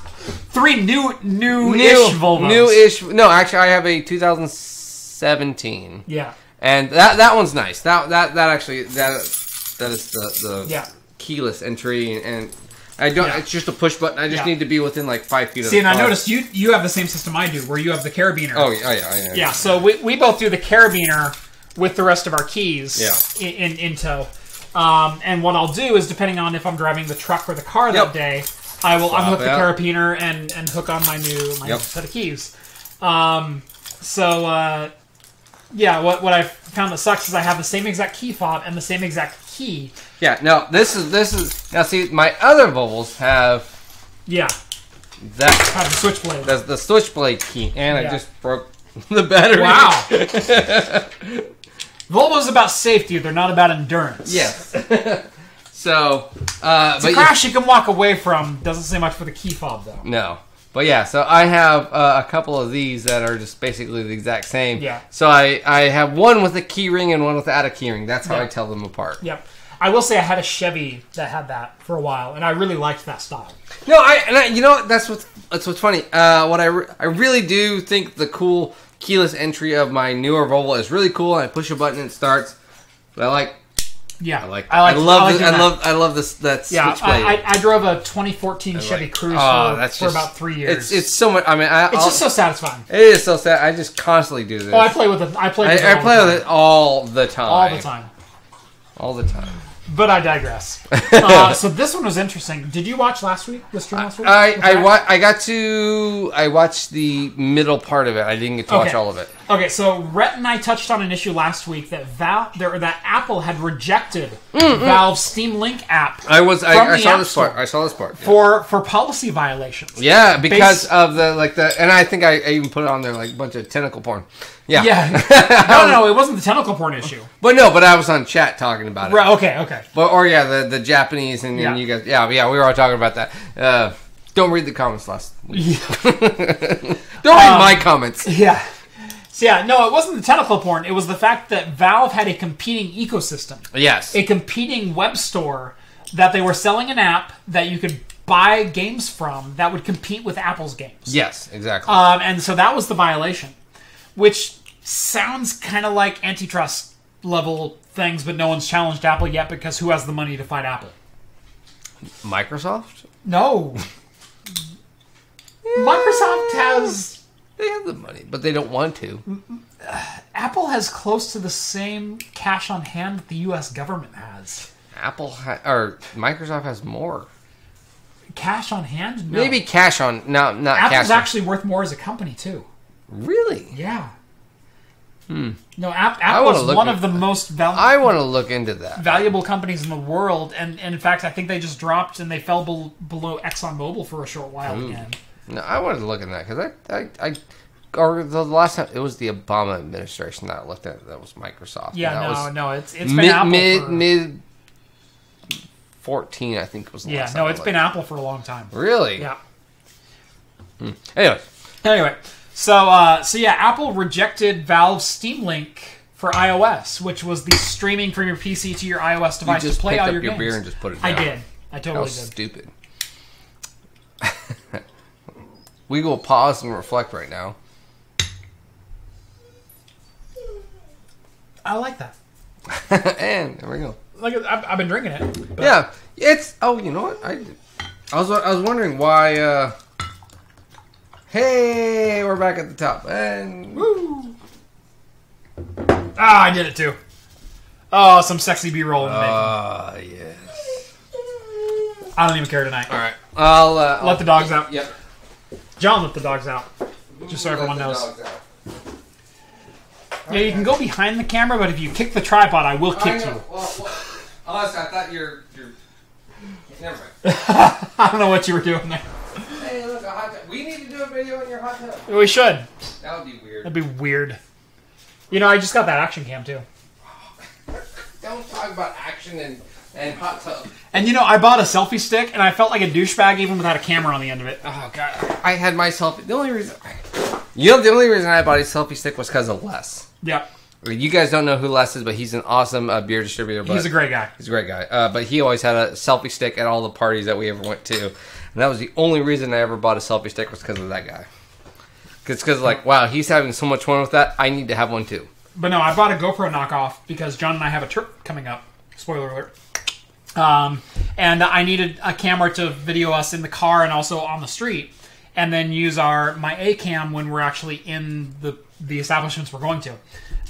Which will be fun. Right. But I bought a selfie stick because I need to be able to film us while we're on the street, and I didn't want to hold my Sony Alpha 6000 out in front of me with a massive lens on it. Yeah, and then a dead arm, like halfway as you just see it going down. Exactly. And so I went ahead and bought a little action cam. 1080p 60 frames per second. We could just held that out. That has no stabilization. Oh. That's your problem. Oh, yeah. This one has stabilization. Okay. But I bought a selfie stick so I could hold it out in front of me. And I pulled the selfie stick out and went, wow. I feel like a douche. Yep. Like, there's no camera on the end of this. I already feel like a douche. Oh, that'll be fun. So, anyway, I was talking about Apple. So, Apple rejected the Steam app because Steam has a web store that you can buy games from, and Apple says that's a competing product, and we won't have any part of that. So, Apple actually went back and revised the rules. Oh, Apple crumble. Apple taking a little bit of a back step here. Yeah. Apple has revised App Store rules after rejecting Valve's game streaming app, the Steam Link app. Yeah. Apple quietly updated its App Store guidelines on Monday while a keynote address at the WWDC was going on, which, by the way, was a joke, Apple, to allow for mobile apps such as Valve's Steam Link game streaming service, according to Reuters. What they did is they said, as long as it is a remote streaming product, as in you're streaming from another device, we're going to allow the App Store. As long as the App Store purchases are made from the PC side of things. You can't make a Steam purchase from your phone.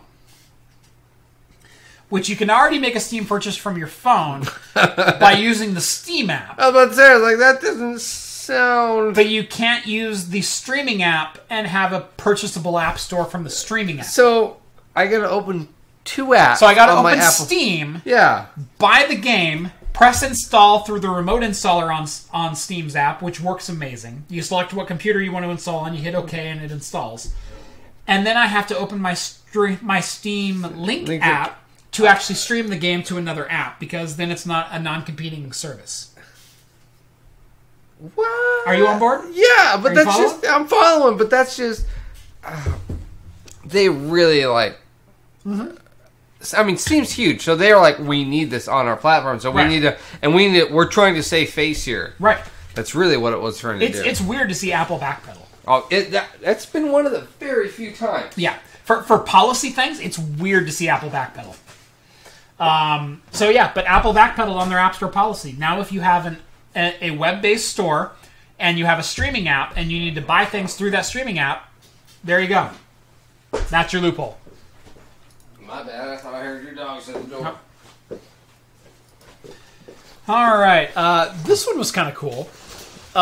This was at the bottom of our list. Yeah, you're already past everything I read. Yep. EVGA introduced a new BIOS utility. Excuse me. Sorry, 3 beers in. I'm kind of... Brother. Yeah.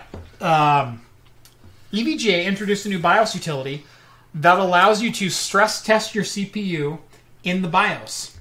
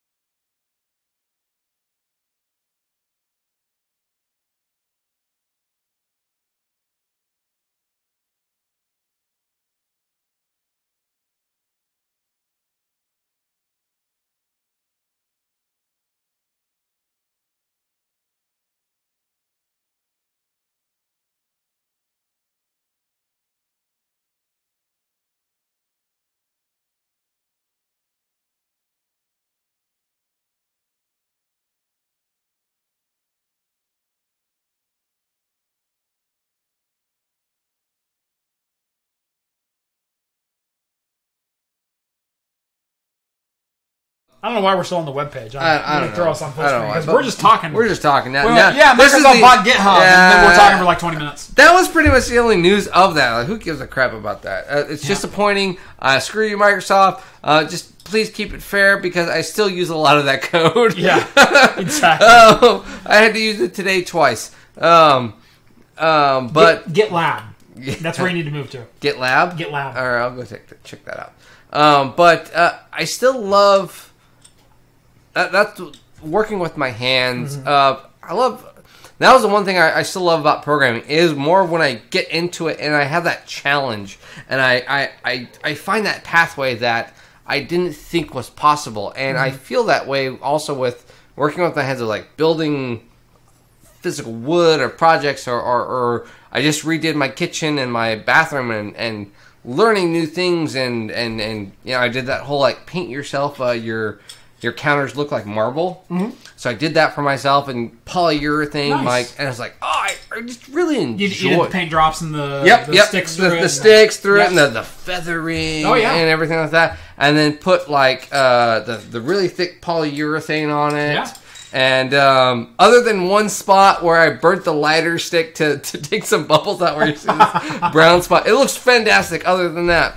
So, but I was like, yeah, I'm proud of this. This is really fun. It's very satisfying.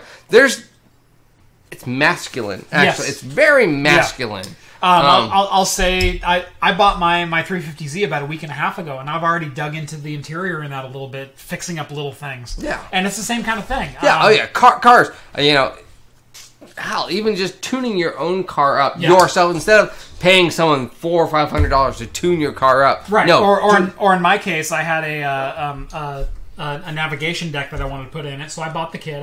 I bought the wiring kit. I spent 30 minutes here splicing and soldering the wiring harness into it, and then took the whole interior dash apart, put that installed, put a new shift boot and a new shift knob on top of it, and made the center console look all sharp. Yeah, and went on. It's like, that's cool. I did that. Yeah, exactly. Now when I say masculine, okay, female, anyone can do it. Women can work on cars too. Yeah, exactly. It's okay. It's very my work is prideful, and I feel satisfied with my work, and I feel pride in the work that I did. I want people to look at this, and I did this myself. That raw, primal feeling. Yeah. Anyone it's a feeling can of accomplishment. Yeah, anyone can feel that. It's just a great accomplishment. My wife too. At the same time, she wanted to redo the kitchen, so I said, "Okay, look, I don't want to take the time to stain the cabinet," and she did. And I said, or she wanted them to be stained, and I said, "I don't want to do that, so I will allow you to do this and spend whatever you want. I will." Verbally help you. Say, this is what you need to do. Buy this sandpaper, buy this. But I don't want to take the time because I work, 9-10 hour shift. And I come home and I help with the kid. And I'm tired. I want to have my beer and come home. And whatever. Or on my weekends, I want to shoot my videos and do whatever, And she does that. And at the end of it, in the middle of it, she felt like, it's not working, because it was only halfway done. Yeah. And it doesn't work. And then once we were done, she liked it. She's like, this actually isn't half as bad as I thought it was. And she started the next project. She felt prideful. Yeah. It's very good to do those DIY projects. Totally. They're fantastic. Do yourself. The smallest thing, building your own computer. It's fantastic. I mean, even if it's not even a gaming computer, it doesn't have to be a gaming computer. Get a motherboard, just an everyday motherboard, CPU, some RAM. You don't even need a solid state, just like a HDD hard drive, something like that. Pop it in, install the operating system. There's a pride you feel in totally. Just... when you press the power button and it comes and on, loads. and it comes to life, and you get video on the screen. And you're just like, this is mine, and I built this myself. Anything like that. I've built hundreds, and I do not underestimate that number. Hundreds of computers, potentially thousands. I know I've had my hands in thousands of computers. Yeah. Like I said, I am not underestimating that number at all. Or overestimating, rather. Yeah. I still get a kick out of opening a motherboard, opening a CPU, opening some new RAM, putting it into a case, putting the whole thing together, hitting that power button, and watching that BIOS screen pop up for the first time. It still brings a sense of accomplishment. Oh yeah. This desk, this studio, the lighting, everything that I've built in here. You saw this room before I had a studio in here. There's a wood stove to your left. Yep. This was a dining room. Yeah. And now it's a full-fledged studio space. And I mean, this desk was not here a couple months ago. No. And this was half a day's work of me sitting on paper, measuring it out, making sure it's level, and building it. And I feel that every time I sit down here going, I built this. Exactly. It's fantastic. There's a difference between relaxation. I'm going to take this weekend to relax, or I'm going to take this weekend to accomplish something. Personally, I think there's something missing in today's generation. I'm not going to get into all that. Everyone says that. Everyone says that. But, honestly, if you want to feel self-accomplished... Depending on who you listen to, we're millennials. Oh, God. I peak on the border. That's what pisses me off. Yeah. Is I peak on the border. When I was born, I was Gen X, and I'm a fucking millennial. Yeah, that pisses me off. I went from Gen X to Gen Y. Yeah. And then I went to millennial. I'm like, no, I'm not. No. Millennial should be 2000 and up. Yeah. Really. And I fully agree with or that. 99. At least 99 and up. Or 98. Whatever, like 21. I was born in the mid-80s. Yeah, exactly. And it's like, millennials had everything given to them, and they don't know a world without technology. I know a world without computers. I know a world where you didn't go, where you had to drive to the bank and I know the Dewey Decimal System. Yeah. Yeah, I know that. I know 8-inch floppies. Yeah. I was in school before the internet was a thing. Yeah. And so I understand. I understand. It's I grew up with all of the technology. Just the fact that I know all of the technology doesn't make me a millennial. Right. No, if you were born with the touch screen, you're a millennial. Yeah. That, to me, that's my definition of a millennial. Yeah. If you were 7 years old when the iPhone came out and you go, oh, this is cool. Millennial. You're a millennial. Yeah, right, you're exactly. a millennial. And that was 2007. You were born in 2000. That's a millennial. Yeah, you're a millennial. It's someone who's never known that interface to not exist. If you don't know what the dial-up sounds like, you're a millennial. Yep. If you don't know what a cord going along and having your mom on the other line of the phone, you're not a millennial. Yeah. We're sounding like Jeff Foxworthy right now, or like a redneck. But if you don't own a trailer, if you don't have a beer in the trailer park, you're a redneck type of thing. That's what we're getting into right now. That's totally what we're on. But yeah, and I don't mean to be a gatekeeper at all, but there is a different generation here. There's 11 years between me and my brother. I know your family. Your family cranked him out like nothing else. You're like the 8th of 9 kids or something like that, right? Like that, yeah. See, I'm the oldest child, and then there's 11 years between me and my brother. Which I know his brother. Right. We're technically the same generation. There's a decade between us. They're completely different people. Yeah. And I love my brother, but we're completely different people, and we grew up with completely different perspectives on everything. Yeah. I grew up with 8-bit graphics on the NES and playing the Atari because my grandma had one. Yeah, my brothers had one. Yeah, exactly. Loved it. And whatnot. Pitfall. And my brother doesn't. My brother was born the same year the Nintendo 64 came out. Okay. Let's put it in that perspective. From like a technology generational standpoint. I remember my brothers being on phone calls trying to win on the radio stations for Super Nintendo because it was like, this isn't coming out. And do you know how many backstage passes I won on the phone? Because I was that kid and I could dial faster than anyone else. Yeah, no, exactly. And we had the old... I got Diamond Rio backstage passes. Oh, yeah. Ooh. Oh, yeah. Ooh. I had the subscription to the Nintendo Power. Yeah! Screw that, guys. Yep. I never had the Nintendo... I didn't subscribe to really any gaming magazines. I do have a stack... Probably about that high of Maximum PC, though. Oh, okay. Steve had a bunch of that. Not Maximum PC. It's a little different. A little different. Not much so. Some sewed insides of women, some sewed inside of computers. They both do it for me. Well, how long are we? We're at 1:57. Okay, so we're about regular. We're right in the ballpark. We're in the regular chat time. Q&A. What do you got for us? Sorry. Apparently the meme wars are over. So the beer that we're having, the Goggle Tan India Red Ale, it's not bad. Not bad. It's not bad. Now, out of the beers, this is probably not the best of I'll the three. say this is third that we had tonight. Yes, it is the third. It's all right. It is 10 Barrel. 10 Barrel is owned by Anheuser-Busch. Yep. I still buy it, though. Yeah. Every now and then, I still buy it. Summer drinks, the Swill. I still enjoy a Swill. Yep. Come the summer, which is their Radler. So yeah, do you want to do any beer news, or do you want to save it for Friday? I mean, we can save it for Friday. Let's just save it for Friday. Save it for Friday. Yeah, I can always swing by him really quick, and totally. we can. We'll shoot a real quick. We can do like a 30-minute beer news video, and that can be your or Thursday or something like that. I can do an unboxing of my new unboxing tool. Oh. I got that. Yeah. I got that. So for those of you who have stayed tuned, you get a little spoiler alert for what might be coming on Friday. Yeah, might be.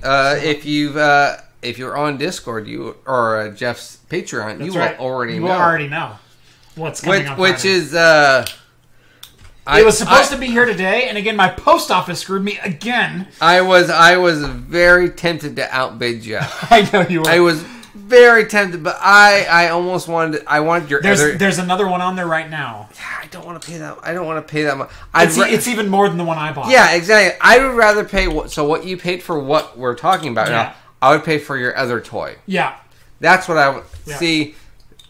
Yeah, no. Yeah, see. I'll get into it in the video. Yeah. I want to talk about why I bought what I bought, because it's weird. It's not weird. It's awesome. To most people, it's weird. No. To my viewers, that's going to be freaking sweet. I was about to say, to the 50,000 subscribers plus that you have, it's sweet. It's freaking sweet. It's probably majority of them sweet. Yeah. Well, like I said, unboxing my new unboxing tool. That'll be on the video for sure. And we might do some beer news as part of the Friday Flights this week. That'll be fun. That'll be fun. Yeah, that'll be fun. Hopefully we'll maybe throw some, because there wasn't really that big of a...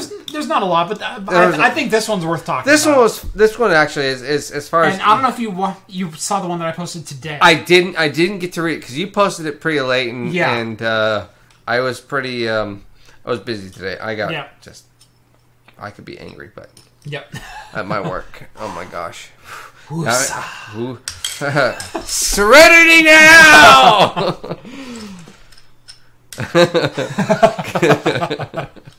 God, I gotta do that more often. So anyway, we got a couple good articles coming, so we'll talk about those. Beer news coming up. Trip coming up. That'll be great. What is it? Hopefully end of next month? July 13th, so probably July 20th. Somewhere around there. I might have invited Steve. Okay, that's cool. I might have. Okay. So he says he's going to try, but... okay. That changes our car plans. Yeah, well, that's what I was saying. I was like, unless he wants to ride in the trunk. Which if I cut him into pieces, he could. I don't know if he's going to be able to make it, because... So for me, I have to take a vacation day for that. Yeah, and so do I. And then, so that means this month I have to give my wife a vacation before I get a vacation. So I got to take my wife somewhere first. Before. Yeah, see, me and the wife are going to take a convertible. We're going to go down to Crescent City, California, and then drive the length of 101. That'll be fun. So where are the kids? Grandparents. Actually, no, my sister's coming over to watch them. Oh, okay. That's right. No, we're probably going to go to we're thinking the beach. I wanted Bend. Yeah. She wanted the beach. Newport. Yeah, we'll probably go Newport. That's what I was thinking. Yeah. It's like, there's enough there. Yeah. We're talking breweries, by the way. We're talking breweries. But we're probably going to take the kid is the thing. So, So he's at that stage of walking around, and it's like, oh, here's the ocean and sand and unlimited supply of sand to put in your mouth. My 1-year-old loves the sand. Yeah. So my 1.5-year-old loves, like, we have this rock garden in front of our yard, and he just as soon as they come home, he like grabs my hand and pulls me like, let's go to the front yard and we have to play in there. Yeah. And here's a bunch of rocks, Dad. I don't care. Yeah. Here you go. Have you seen this rock? Yeah. What about this rock? That's all it is. And I love him to death. It's fantastic. But man, it gets boring after a while. Yes. I have to ask my wife, like, can you go pour me a beer and bring it to me? See, my 1-year-old is still in the high stage, and so I walk in the door and she goes, "Dad, dad, dad, dad." Oh, dad, which is the dad. Yeah, I still get that. I still get that. And whatnot, but she's not like into what she's doing right now. She's into, oh, Daddy's home. What is Daddy doing? Yeah. And my 5-year-old, it's about what my 5-year-old is doing. Oh yeah. Which is still totally cool, but unfortunately, my 5-year-old inherited all of my dancing skills, and I mean every last one of them. So I'm reviewing a creative soundbar. I've got the review mostly done, but I was supposed to post it yesterday. I'm still in the middle of editing the video. Internet's down. I'm having trouble looking up specs and whatnot, and getting images and all my B-roll done. And my 5-year-old comes over and she's going, "What's that sound? What are you watching?" And I was listening to Evanescence on the soundbar because I wanted something to kick and a lot of bass and some whatnot. Bass and some highs. Exactly. Do what you want, exactly. And so I'm listening to Evanescence, and she comes over and she goes, "What are you watching?" I said, "No, I'm listening to music." And she goes, "Oh, that's cool." And she goes, "That's a good song." I said, "I know it's a good song." And she starts going. It's that the Elaine dance. Yeah. Yeah. Yeah, no, totally. The kicks. Yeah. Yeah, no, that's exactly what she was doing. It's like, oh, God. Like, oh, the rhythm, oh, it's not there. Yep. Oh, that's why I'm a bass player. Yeah. That's why I'm a bass player. That's exactly right. Yeah. So, I think that's a good place to end. That's a good place to end. Episode 35.0123 and 4. Technically 34.1234. Shut whatever. Up. God, I don't want to talk about it. Yeah, if you go and look at the playlist, there's 34 videos in the playlist right now. As soon as I post this one. So, episode 35 of Talking Heads in the books. It's been a good show. It's been a weird show. It's been a weird show. It's been a weird week. You know, I will say you are in a much better mood now than you were when I first came in here. I will attribute that to the alcohol. Maybe a little bit. I will say tech news lightens me up quite a bit. Company and just laughing. Yeah, honestly, comment on how was Jeff from the very beginning of the video to the end of the video. See his mood just switch. It was amazing. By the way, I had to spend about 20 minutes on the phone with our 24-hour tech support. Hilarious for me, like chatting with everyone, like just pissing this guy off. This guy knows nothing. So, first question, have you reset the modem? Oh my! Of course I've reset the modem. I sit here and I'm laughing. So, is your modem an all-in-one device with the router built in, or do you have a standalone router? I have a standalone router. Okay. Well, have you reset that yet? Okay, dude, I'm telling you, the send light is on the cable modem. It's the receive light that's not getting anything back. So I'm sending you a signal to connect, and you're not responding back with an authentication. Okay, I totally see that, but I want to go ahead and do a full reset. So I want you to unplug the Ethernet cable from the modem, and then I want you to unplug the power from the modem, and then I want you to go ahead and unplug the coax from the modem too. And I want you to leave them disconnected for 30 seconds. Make sure it gets a real good reset in there. Oh, I heard it in Jeff's voice of just the stress of, I really want to yell at you and I really want to cuss at you. I really want to be nice. But I can't. But you're pushing me. But you're really, it's just like, wow, man, you're just... I didn't wake up this morning wanting to be an asshole, but I'm there. Yeah.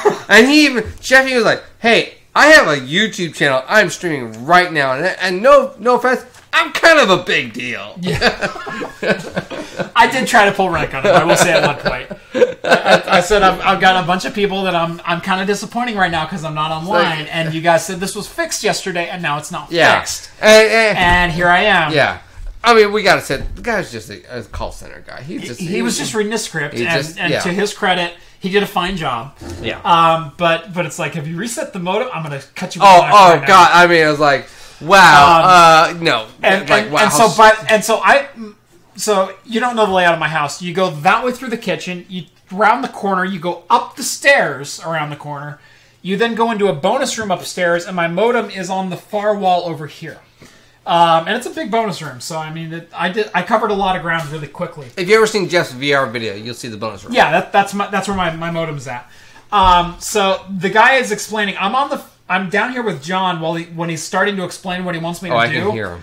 I'm already done doing what he wants me to do by the time he's done explaining what he wants me to do. And I've got him on speaker, and I'm like, dude, I'm way ahead of you. He goes, okay, just let me know when it's back up. I said, yeah, the power light's already back on. I'm sitting on a flashing sunlight. Oh yeah, no, I mean it's same thing with most of my videos. So at the end of the tech call, he goes, "Okay, so I've got a couple options for you." Wait. Okay, 3. Okay, I've got 3 options. Oh my God, I'm live tweeting this and chatting with the YouTube channel and Discord and everything, and oh my gosh, I'm just laughing internally. Okay, so option 1. Is we can go ahead and get you scheduled for a tech. Now, it's going to be next available appointment because you're calling so late. I'm sorry about that. But it's sometime between 8 a.m. and 8 p.m. tomorrow. They'll have a tech show up and whatnot, and they'll check your line, and they'll come upstairs. But if they plug in their modem and it works, they're going to charge you $60 for a phone call for calling them out for equipment that was yours. Now, option 2 is if you have any other modem, or if you want to go buy a modem from us, you can go test that and plug it in. Right. You can go plug that in and see if that works. And if that doesn't work, then it's probably a problem with the line. I'm with you. I know it's probably a problem with the line, dude. Okay. So option 3 is I'm just putting it out there. If you want to go lease a modem from us for $10 a month,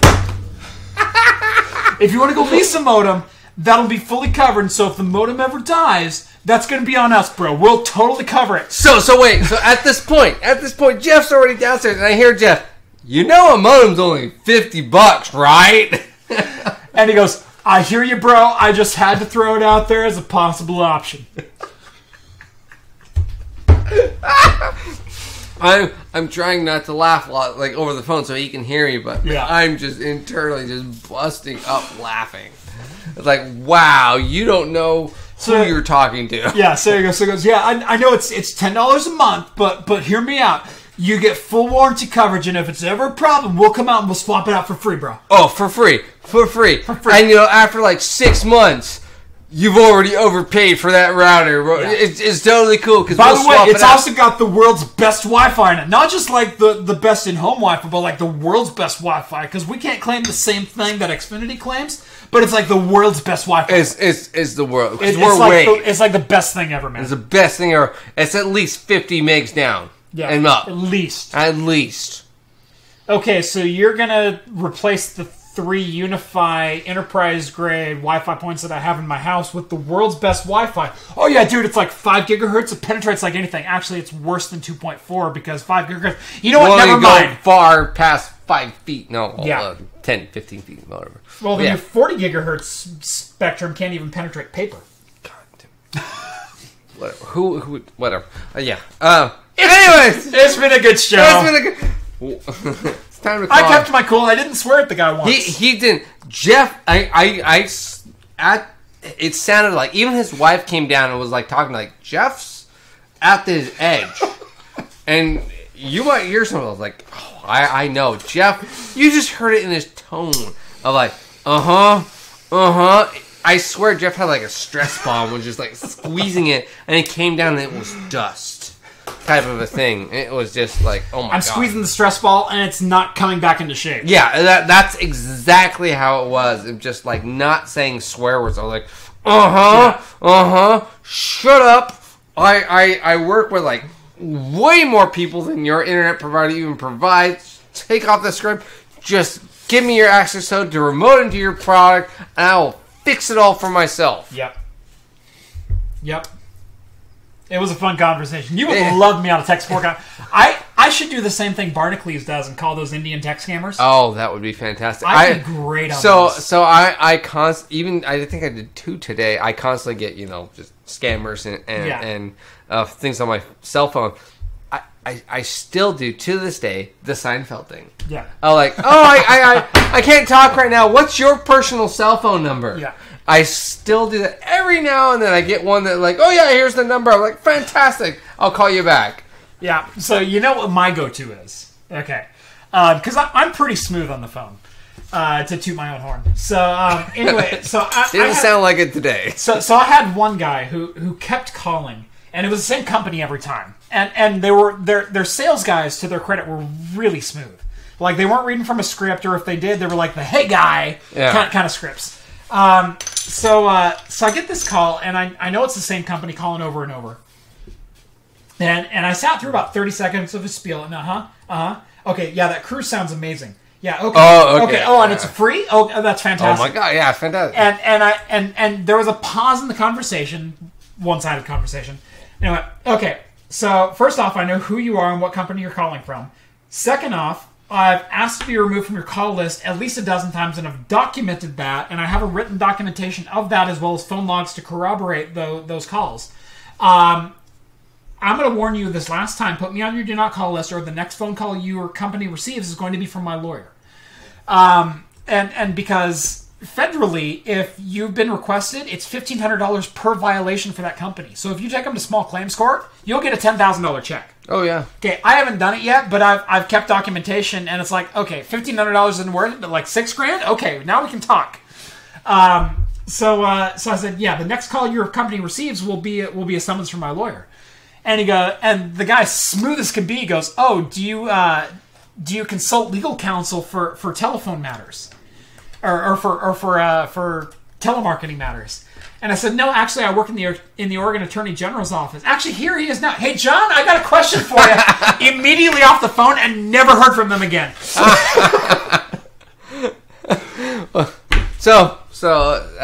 that's a pretty good story. So my company has a department that is we cold call people. Mm-hmm. I will say we cold call people. So I do work in a company that has a sales. Oh, you're those guys. Yeah, we are those guys. So I have a company with a department. We call them sales. Yeah, it is a sales department. My wife always asks me, like, what is your company like? I always say, you ever watched Wolf of Wall Street? It's kind of like that. Yeah. Where we have like the manager behind him, like doing all those obscene gestures to people. It's constantly like that. He bought it $75,000 at $6.25. I'm not. Anyways, I won't disclose what company I work for. Yeah. But anyways, so I get a phone call. So I built the program, the new revamped program that we are using. I built that, and I get a phone call from a salesman that is trying to sell me something, which I have off the top of my head, I don't remember the recollection. But what I do remember is like, so I work in a sales company. He picks up the phone and tries to sell me. He's like, no. Okay, sir, thank you for your call. Then I'm like, wait. Are you giving up that easy? Seriously? Yeah. Okay, hang on a second. I work for a sales company. Yeah. And this is crap. This is crap. Okay, this is what you need to say when someone says this. And I started schooling this guy. He's like, oh, these are fantastic notes. Thank you, sir. And I was like, yes. Okay, hang on. Now, you need to say this when I say this, and when someone else says this, and when someone else says this. Like, if they say no, you need to say these options and never take no for an answer. That's right. And keep me on the phone for another 6 seconds. Exactly. It's like, statistically, you're going to make 45% more of your sales because I know you work on commission. That's right. It's like, yeah. Well, then, shut up and don't ever call me again. Yeah. But that was the best call I ever had. I never heard back from that company, though, too. Hit me with your best shot. But that was my favorite sales call ever, was when I started schooling their salesmen. That was fantastic. I'll close on this. Have you heard of Lenny? Of Lenny? Lenny. No. Okay. Lenny is what's called an auto attendant. Okay? So if you own a PBX system or a phone system of some kind of VoIP analog system, or VoIP system, you can download a program for your PBX called Lenny. Lenny is a senile old man meant to put salesmen into purgatory. And it's amazing. Lenny has a YouTube channel. I'm going to go look at this up, and tomorrow I'm going to introduce this to my sales team. So what it is it's a pre-programmed set of text that goes in a loop eventually, but it takes like 15 minutes to get through the loop. And the salesman will realize for like 25 minutes that this guy is just saying the same thing over and over. And it starts out, hello? Like 80-year-old dude answering the phone. Yeah. Okay. And, hey, Snapper, hey, we're selling this new thing, and it's the greatest thing since sliced bread. Hey, what would you say to that? I'm sorry. Who is this? Hey, dude, I'm calling from so-and-so, and we've got this new product that you've won the all-expense-paid cruise to the Bahamas. All you have to do is fly to Florida. We'll put you on the boat, my friend. What do you say to that? Yes. Okay, so... Oh, I'm sorry. And so it's a bunch of ahas and a bunch of yes. And then eventually he just like waxes poetic. Well, see, my daughter, Larissa, she's my eldest, see. She usually takes the phone calls like this. You know, myself, I don't get out that much, and I don't get to talk to very many. Now, who did you say you were from again? Oh, I'm from Snap Company, my friend, bro, and we do this. What is that? What is that? An ad just popped up. An autoplay video. 40 minutes into my live stream. Hold on.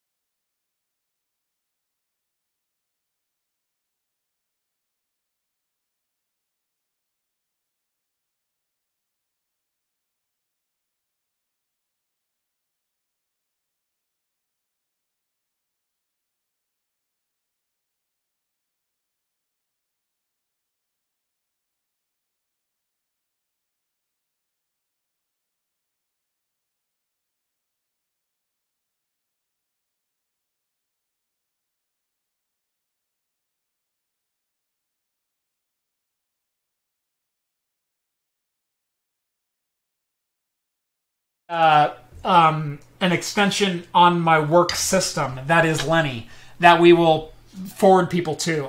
We have two different things. We have Jay Williams, who oversees all of our IT purchasing. Okay. That's actually me. But there was this one guy who called one day who was looking for the guy who has purchasing decision. And I said, yeah, that's me. And it was this real thick Indian accent. He was trying to sell me a VoIP system. And at the end of the phone call, he goes, okay, if I could just get your email address, I will send you over the information. I said, yeah, it's jeff.com. You know, so I just rattled it off. And I have kind of an obscure last name. And he goes, okay, so that's J.Williams? And I went, yeah, you got it, my friend. And so now Jay Williams is our head of IT purchasing. He has an email address and a phone number. And a voicemail. Hi, you've reached Jay Williams. I'm serious. He's got like 400 unread voicemails. That's awesome. Oh, God, I should do that. So, seriously. Set yourself up an IT sales call purgatory. You will thank yourself later on for all the voicemails that you get. Hey, Jay, I talked to your previous guy. No, you didn't. I know that for a fact because this is the only number you've ever been forwarded to. In fact, we have some rules for some people who have repeatedly called us that instead of going to our receptionist, it just dumps them straight into his box. It's amazing. Oh, it's nice to know the phone administrator. Yeah. Which is me. This has been an interesting episode. It has been. How long have we gone? 2 hours 22. That's a new record. That's a record, and we're not even live. not even offshoots on the chat. Just live. It's the beer. This is bullshitting. Bullshitting 101. I hope you enjoyed it. I hope it's a good episode. Man, I hope it's a good episode. Stay till the end, please. It's been fun. I think you've even called last call 20 minutes ago. I have. Last call. Thank you for joining us. Thanks, guys. Cheers, John. Cheers. We'll see you next time. Yep.